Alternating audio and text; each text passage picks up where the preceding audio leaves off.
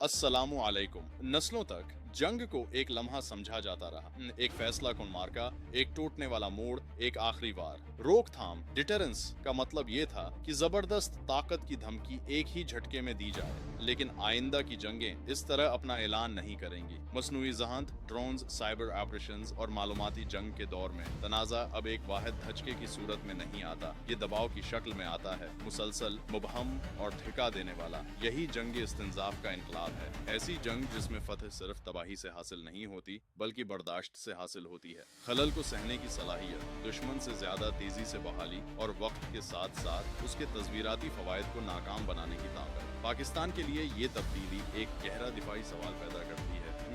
उस दुश्मन को कैसे रोका जाए जो कशीदगी बढ़ाना नहीं चाहता बल्कि आहिस्ता आहिस्ता कमजोर करना चाहता है।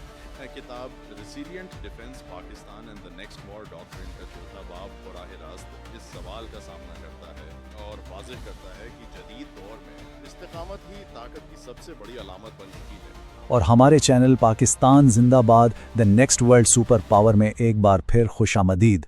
आज हम एक बहुत ही अहम मौजू पर बात करने जा रहे हैं। हम जनाब ज़हीर अहमद मीर की किताब resilient defence Pakistan and the next world doctrine के चौथे बाब का गहराई से जायज़ा लेंगे, जिसका उन्वान है फरसूदगी का इनकलाब और लचकदार दिफा।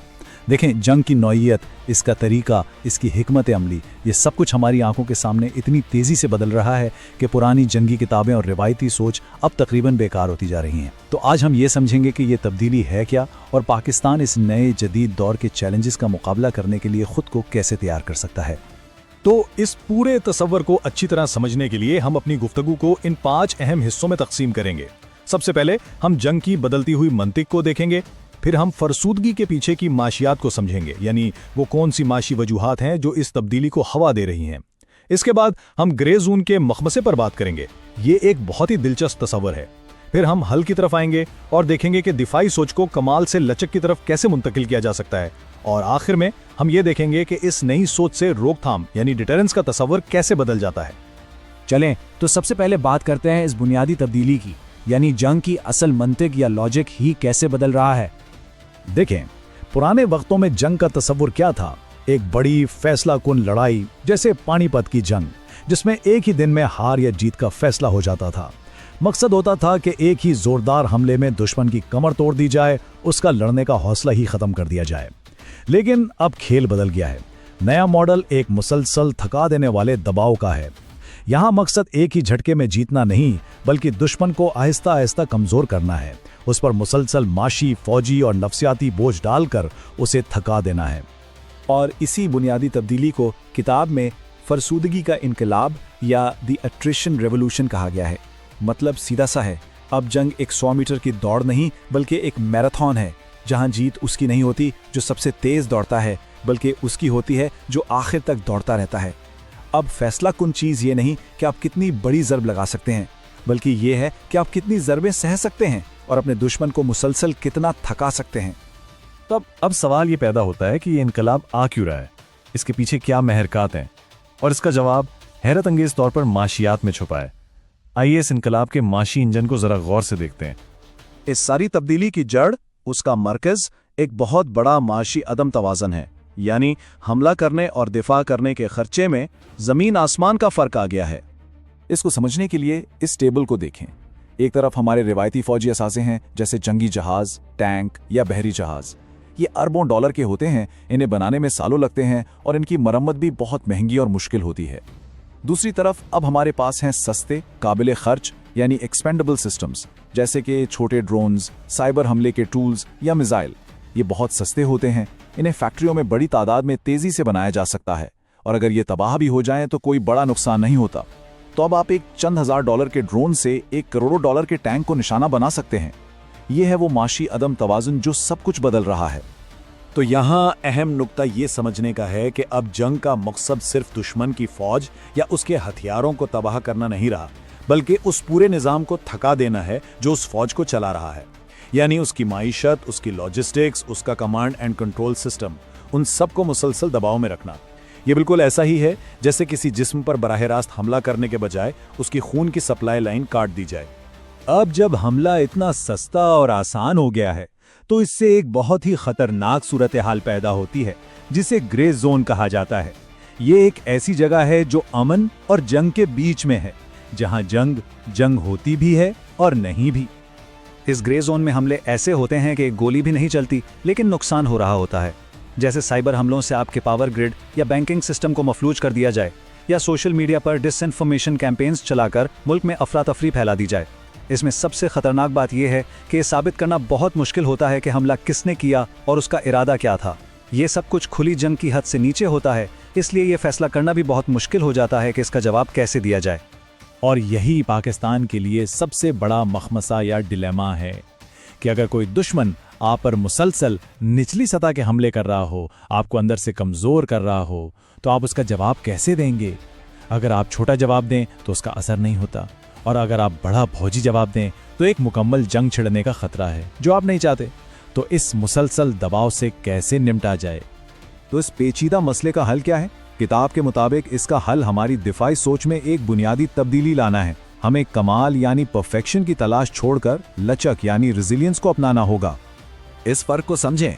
अगर आप एक ऐसा दिफाई निजाम बनाते हैं जो कामिल हो, यानी जिसमें कोई कमजोरी ना हो, तो वो एक शीशे के किले की तरह होता है। वो बहुत मजबूत लगता है, लेकिन एक ही पत्थर से टूटकर बिखर सकता है। उसमें नाकामी के वाहिद नुकात यानी सिंगल पॉइंट्स ऑफ फेलियर होते हैं। इसके बरक्स एक लचकदार दिफाई निजाम ये मानकर चलता है कि हमले होंगे, नुकसान होगा, ये नागुज़ीर है। इसलिए वो नुकसान को रोकने पर नहीं, बल्कि नुकसान होने के बाद जल्दी से बहाल होने पर तवज्जो मरकूज करता है। तो लचकदार दिफा का मतलब क्या हुआ? इसका मतलब ये नहीं कि आप पर हमला नहीं हो सकता। इसका मतलब ये है कि जब आप पर हमला हो तो आप उस ज़र्ब को सह सकें, उसके असरात को कम से कम कर सकें, और फिर इतनी तेज़ी से अपने पैरों पर वापस खड़े हो जाएं कि हमलावर आपको गिरा ना सके। खेल रफ्तार का है। आपको दुश्मन की तबाह करने की रफ्तार से ज़्यादा तेज़ी से खुद को ठीक करना है। और ये लचक 3 सुतूनों पर खड़ी है। पहला, हमलों को जज्ब करना, यानी आपके सिस्टम में इतनी गहराई हो कि वो इब्तिदाई झटके बर्दाश्त कर सके। दूसरा, नुकसान को कम करना, यानी अगर एक हिस्सा नाकाम हो तो दूसरे हिस्से काम करते रहें। और तीसरा और सबसे अहम, तेजी से बहाली, यानी आपके पास पहले से मंसूबे और वसाइल मौजूद हों कि आप तबाहशुदा चीज़ों को फौरन ठीक या तब्दील कर सकें। जब आप अपनी दिफाई हिकमत अमली को इस तरह लचकदार बना लेते हैं तो इसका एक बहुत गहरा असर आपकी रोकथाम की पॉलिसी यानी डिटेरेंस पर पड़ता है। आपके दुश्मन को रोकने का तरीका ही बदल जाता है। अब आपकी रोकथाम की बुनियाद बड़ी बड़ी सजाओं की धमकी नहीं रहती, बल्कि अब आप दुश्मन को ये दिखाकर रोकते हैं कि भाई तुम जो मर्जी कर लो, हम पर असर नहीं होगा। आप अपनी बर्दाश्त का मुजाहरा करते हैं। आप ये साबित करते हैं कि आप किसी भी हमले के बाद कितनी तेजी से बहाल हो सकते हैं। आप दुश्मन को ये एहसास दिलाते हैं कि आपको थकाने की उसकी तमाम कोशिशें बेकार और फिजूल हैं। यानी आपकी लचक, आपकी बर्दाश्त करने और हर बार वापस खड़े होने की सलाहियत खुद एक बहुत बड़ा पैगाम बन जाती है। ये दुश्मन को बताती है कि फरसूदगी की जंग में वो आपसे जीत नहीं सकता, क्योंकि आप थकने वाले नहीं हैं। ये एक नफ्सियाती रोकथाम है। तो इस नई सोच के तहत पाकिस्तान के लिए तरजीहात क्या होनी चाहिए? पहली, सिर्फ फौजी अड्डों की नहीं, बल्कि अहम कौमी अफाल की हिफाजत, जैसे बिजली, मवासलात, मईशत। दूसरी, अपने सिस्टम्स को सिर्फ एक फैसला कुन जंग जीतने के लिए नहीं, बल्कि तवील अरसे तक काम करते रहने के लिए डिज़ाइन करना। तीसरी, मरम्मत और बहाली की सलाहियतों में भारी सरमायाकारी करना। और चौथी, अपने रोकथाम के पैगाम को सज़ा से बदलकर लचक पर मरकूज करना। तो खुलासा यह है कि हमें सज़ा के ज़रिए रोकथाम यानी डिटरेंस बाय पनिशमेंट से इनकार के ज़रिए रोकथाम यानी डिटरेंस बाय डिनाइल की तरफ बढ़ना है।